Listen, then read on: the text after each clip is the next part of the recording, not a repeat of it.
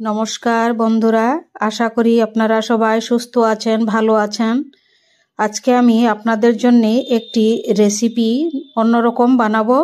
পটল দিয়ে, দই দিয়ে এবং পনির দেব। তার মধ্যে লবণ আর হলুদ দিয়ে মেখে রাখা আলুগুলো এখন ভেজে নিচ্ছি। আলু ভাজা হয়ে গেছে, এখন তুলে নেব। পটলের মধ্যে হলুদ আর লবণ দিয়ে মেখে রাখা এখন ভেজে নেব। এবার পটলগুলি ভেজে নিচ্ছি। এবার হয়ে গেছে পটল ভাজা, বেশি ভাজবো না, এটি একদমই কচি পটল। এখন পনিরগুলি ভেজে নিচ্ছি, একদমই হালকা ভেজে নেব।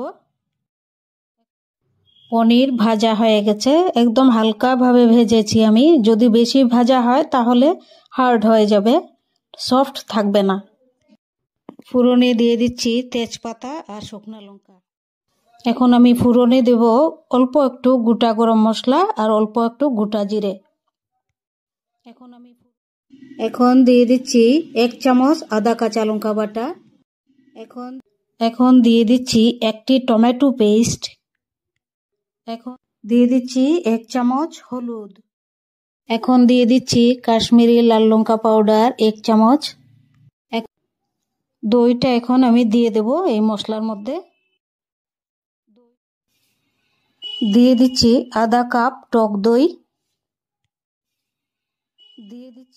এখন দিয়ে দিচ্ছি অল্প সেদ্ধ করা মটরশুঁটি। এখন সম্পূর্ণ নিরামিষ তরকারিটি খুবই সুস্বাদু হবে। আজকে একটু অন্যরকম আপনাদের জন্য রেসিপি আমি রান্না করলাম।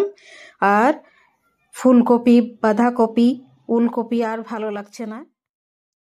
দিয়ে দিচ্ছি ভেজে রাখা আলু আর পটল। সব মশলাগুলির মধ্যে পটল আর আলু দিয়ে আর একটু ভেজে নিচ্ছি। এখন দিয়ে দিচ্ছি ভাজা পনিরগুলো। আরো 2 মিনিট ভেজে সবজিগুলো ভালো করে, তারপর আমি গরম জল দিয়ে দেব 1 কাপ। এখন আমি তরকারিতে 1 কাপ জল দিয়ে দিচ্ছি, বেশি জল দেব না। তরকারিতে জল দেওয়ার পরে আমি 5 মিনিটের জন্য আরো সেদ্ধ করে নেব ঢাকা দিয়ে।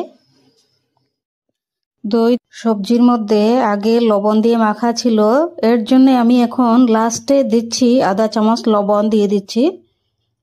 আধা চামচ চিনি দিয়ে দিচ্ছি, টেস্ট হবে, কালারও হবে। দই দিয়ে পটলের রান্না কমপ্লিট হয়ে গেছে রান্নাটি। এখন আমি 2টি কাঁচা লঙ্কা দিয়ে দিচ্ছি গোটা। তরকারিটি কেমন হয়েছে আমাকে কমেন্ট করে জানাবেন আর আমার চ্যানেলটি সাবস্ক্রাইব করবেন।